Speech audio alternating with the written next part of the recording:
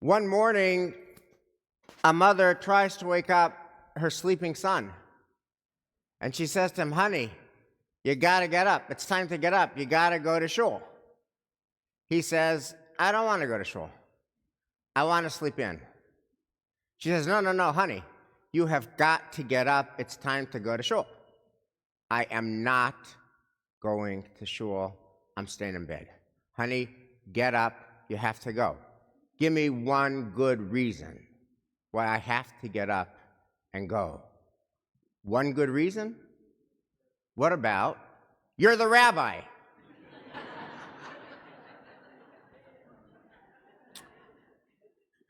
What do we do about the things we don't want to do? How do we think about doing the things we don't want to do?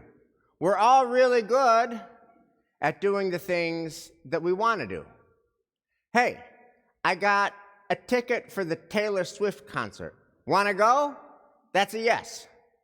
Want to go watch the Patriots tonight play Miami and Tua Tagovailoa? That's a yes. Want to go to some cool place like the Berkshires or the Cape or Martha's Vineyard or New Hampshire or Vermont for a week of beautiful summer with the people that you love? That's a yes. But what about doing the things that we don't want to do? Now, about the things that we don't want to do, two things are true, and they cut in opposite directions. One is that all of us like to do what we want to do when we want to do it. And we don't like being told what to do. And many of us regard the word should, should, as a dirty word. Don't tell me what I should do. I want to do what I want to do when I want to do it. That's on the one hand, and that's all of us.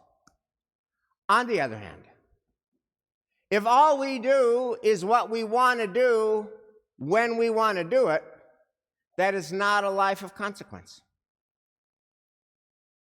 If all we do is what we want to do when we want to do it, we're not going to have the impact in the world, in our world, that we would want to have. If you think about the people that you admire the most, if you think about the funerals that you've gone to, and you are just inspired by what you heard, and you say, "My, that was a life. That was an amazing life." It's never because that person just did what they wanted to do when they wanted to do it. That's never the reason. It's always because, oh my God, they just gave of their heart, their kishka, their energy, their resources. They just gave beyond themselves. That's what we admire in people. Thus, we're on the horns of a dilemma. We all love doing what we want to do when we want to do it. But a life of consequence means sometimes doing what we don't want to do when we don't want to do it. How do we thread this needle? So a story is told of a man who's walking and he sees three people laying bricks, three bricklayers. And it's a hot day. And the sun is pouring down. And the sweat is pouring off his brow. And they're doing their work. And the man asks the first person, "Wow, it's just so hot outside. Why are you doing this now?" And the first bricklayer says, "I'm just earning a living for my family."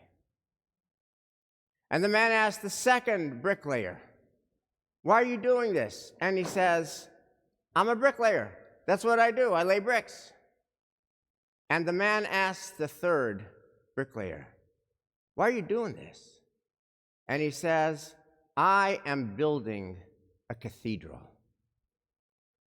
When we face something we don't want to do, It gets really important to ask ourselves, what is the cathedral we are building by doing it?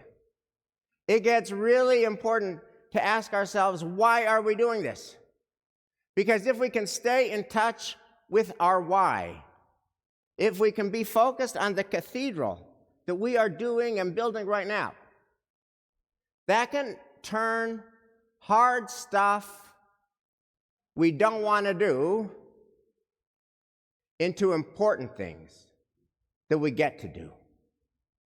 I want to talk about cathedrals in 3 areas: at work, in our family, and in the world.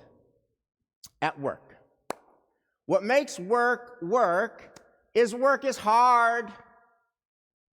So often in our work context, we just bump up against stuff that is hard and that wears us down. We bump up against goals that are hard to achieve.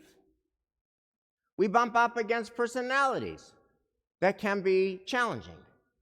We bump up against changes in the marketplace. We bump up against frustration and failure, sometimes repeatedly. And when we bump up against all that hard stuff, it tends to corrode our morale, and it makes it even more important that we think about, what cathedral am I building? Why am I doing this? So the actress Tova Feldshuh has been a Broadway star for 50 years. And I once saw this remarkable interview with her. The reporter was asking her about one particular play that she was in. It was a one-woman show, Golda's Balcony. She was playing Golda actually during the Yom Kippur War. And it was a 90-minute performance, and there's no other person on the stage, just Tova Feldshuh. And she's doing this performance after performance, sometimes 2 performances a day, 592 times. And the reporter says to Tova Feldshuh, how did you ever do it? I mean, how did you summon energy 592 times to play Golda Meir on stage by yourself for an hour and a half? And I'll never forget what Tova Feldshuh said. She says like this: every time I go on the stage, I am aware that somebody is seeing a Broadway show for the very first time. And I know somebody else is going to be seeing a Broadway show for the very last time, which means that I need to hit it out of the park every time. Tova Feldshuh's cathedral is mattering to real people. And that is all of our cathedral. Whatever work we do, we matter to real people. If we are a teacher, our cathedral is mattering to our students. If we're a doctor, or a nurse, or a dentist, or a mental health professional, our cathedrals are patients.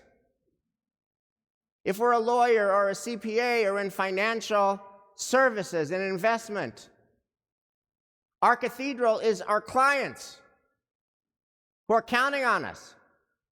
If we're in business, our cathedral is our customers who are counting on us. Everyone who works has a cathedral, the people who are counting on you.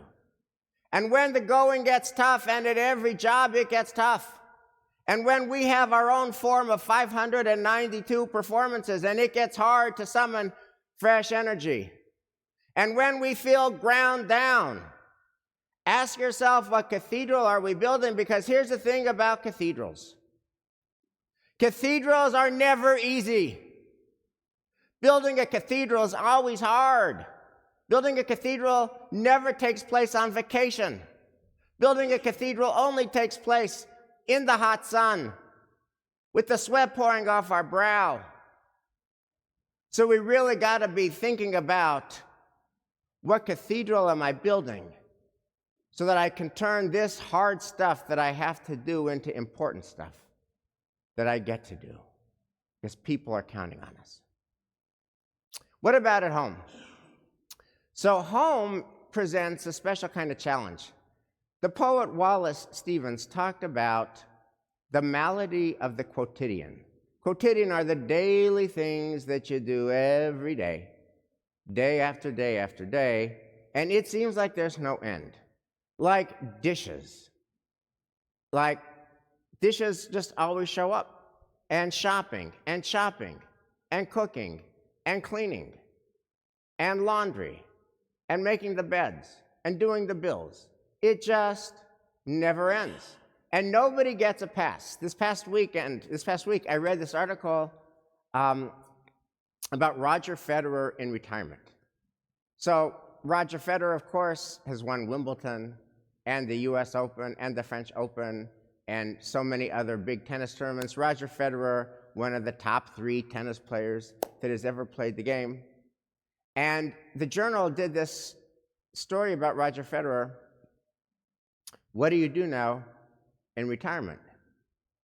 And his answer was one word: I do carpool. And the title of the article in the Journal is Less Cardio, More Carpool. And Federer says that I have 4 kids, I have 2 9-year-old twins, and I have 2 14-year-old twins, and my kids, all 4 of them, have friends, and all I do day after day, every day, is drive them around. If you ask me what I did after my tennis career is over, I am a professional driver. Now, here's my question. Think about the stuff you do every day at home. Here's my question. How do you get from carpool to a cathedral? And I think there's one important way you can get from carpool to cathedral. And that is to own that everything about our home life is temporary. Actually, nothing about our home life lasts forever. Those 9-year-olds that Roger Federer is now a chauffeur for, they grow up and they grow out and they're out of the house. Those 14-year-olds that he's driving around, they grow up, they grow out, and they're out of the house. They're just not there forever. And therefore, the question is, can we bring the lens that I'm not just driving carpool, but I am doing a labor of love for the people that I love that in a nanosecond will be off. If you think about what it takes to put out a dinner, a Rosh Hashanah dinner, a Shabbos dinner, if you are blessed to live, 2 people under your roof, or 3 or 4 or 5 or 6, however many people are under your roof, however many people are around your table, 6 becomes 5, becomes 4, becomes 3, becomes 2, becomes 1. So the time to see and seize that joy is now. And it's not just on the young end of life, the fun end of life, the 9-year-old and 14-year-old end of life. So many people I know have kishka because they're always getting on an airplane to visit elderly relatives or parents or grandparents who are struggling, and like, oh my God, again, Logan, again. How do you turn that into a cathedral? Shira and I went to Israel 12, 13 times in the last year and a half to visit our father. What we wouldn't give to be able to go get on a plane and go to Israel and see him again, which we just cannot do, that's the key to the cathedral. It's temporary. So therefore, while we're in the midst of all that quotidian stuff, can we just own that this is a labor of love for the people we love? And if we can do that, we can turn what we have to do into what we get to do. We get to go on that airplane. We get to go grocery shopping. We get to do the chopping. We get to do the cooking. We get to do the cleaning. And my personal favorite, we get to do the laundry. because all of that is a labor of total love. And now what about the world? How do we build a cathedral in the world? Now that one is a tough one. That's a real tough one. I cannot tell you how many people I have heard from this year who say, Rabbi, I no longer listen to the news. I no longer read a newspaper. It's just too depressing. You know, when I used to always have my breakfast, I'd have my oatmeal, my granola, with my iPad, with my Times, with my journal, with my Globe, and I'd read the paper, and I was in on the world. I've stopped doing it. I don't take a screen, I don't take a paper, it's just too depressing. Now I want to say I totally get that.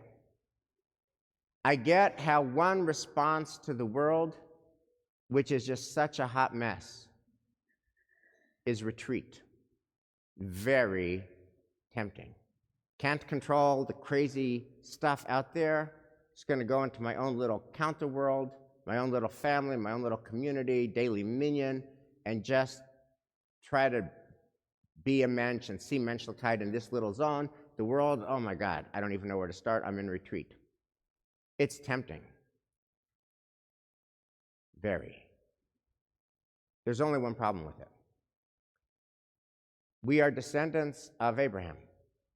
And Abraham's charge is v'heyeh bracha. You have to be a blessing in the world. And if you want to be a blessing in the world, we don't have the luxury of retreat. So here's our question. What kind of cathedral can we build in the world? Here's another way to put this question. What would our own version of Charles Strobel look like? I love this story. Charles Strobel was a Roman Catholic priest in Nashville, Tennessee, who died this summer. And Margaret Renkel, an op-ed writer for the Times, wrote an appreciation of Father Strobel. So the story was, he was a parish priest at a humble church in Nashville, and he looks outside his window, and he sees a lot of unhoused people who are shivering in the parking lot, trying to find cars that they can be in.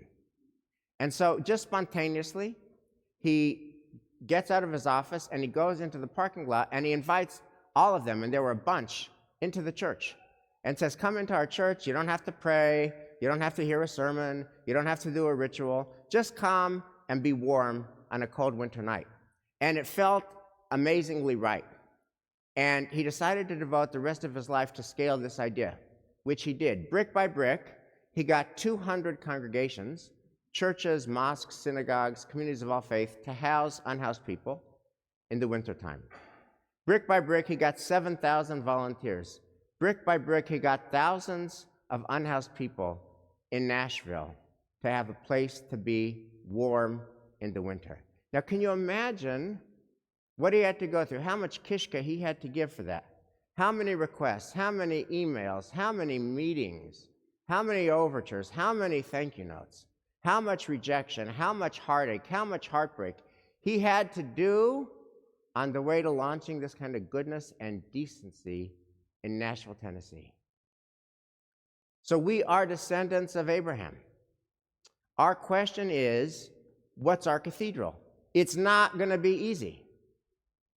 But we know that cathedrals are built in the hot sun, and we are also judged by how hard we work and how hard we try and how much we care. What's our cathedral in the world? So, we're all really good at what we want to do.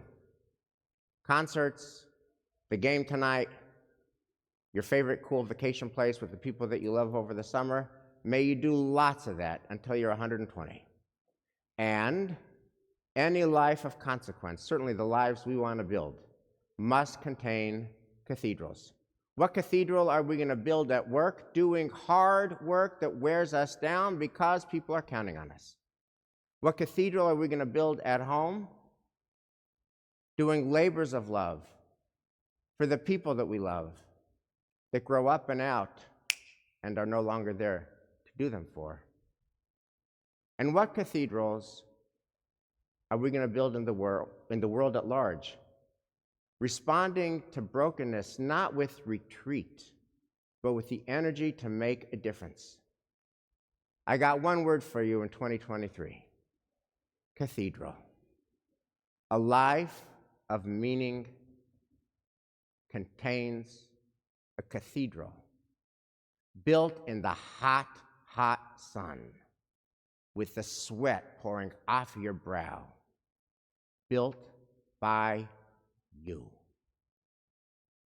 What cathedrals are you going to build in this new year? Shana Tova.